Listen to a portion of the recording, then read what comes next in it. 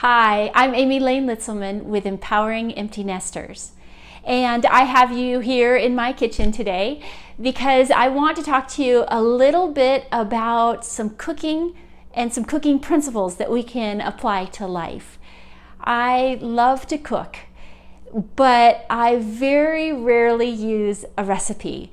I use recipes to get ideas, but even when I bake, 99% of the time, I'm substituting different ingredients and I'm putting a little more of this and a little less of that and just changing things around because I love to experiment.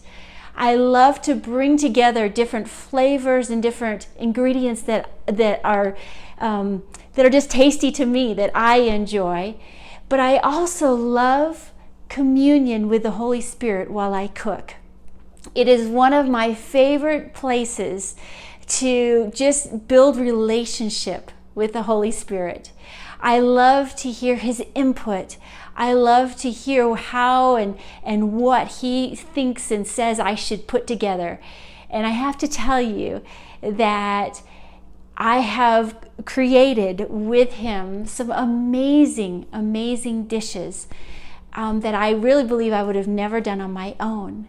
But the one thing that I always notice about when I cook with the Holy Spirit is that we don't just put everything in the pot. He's very specific that sometimes this ingredient is just the right ingredient to add, and next time that ingredient may not go at all with what we're cooking.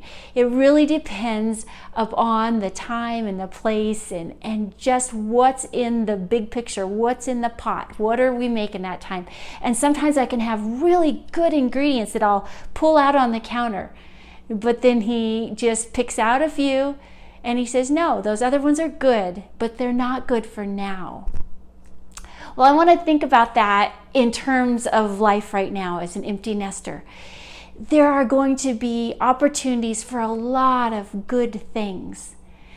But if we put them all into the pot all at once, it would turn into this mess of busyness and just distractions, and it would just be a mess. And it reminds me of that pot of gravy that most of us have probably made at one time or another, that it just doesn't quite taste right, so we keep adding a little of this and a little of that and a little more of this, a little more of that, and pretty soon we have this 2-gallon pot of just bubbling, gloppy mess that we can't even eat. And that's why it's so important to think about what you're putting into your life right now. You know, there may be some activities that right now is the perfect time to add them to your life.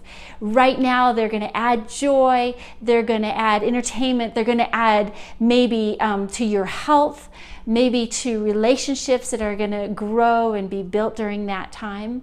But there may be also, it may be a season where this is not the best time to add some activities or some things. Maybe you're wanting to build up your relationship with your husband and you don't need to be adding in new relationships right now.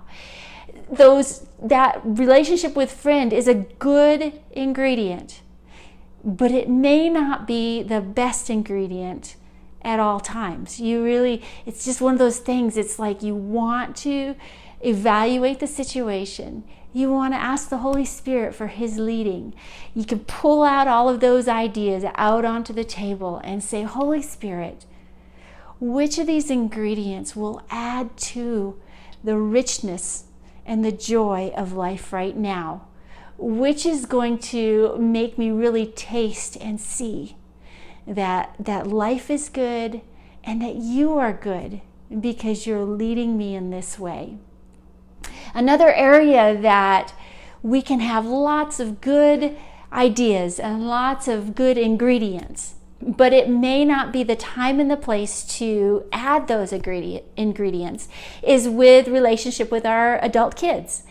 You know, there are days when a text from mom or dad may be the very thing that just breathes life into your son or daughter. They receive this text and they're like, Somebody is thinking about me, and they know exactly what I needed to hear, and they said it at exactly the right time.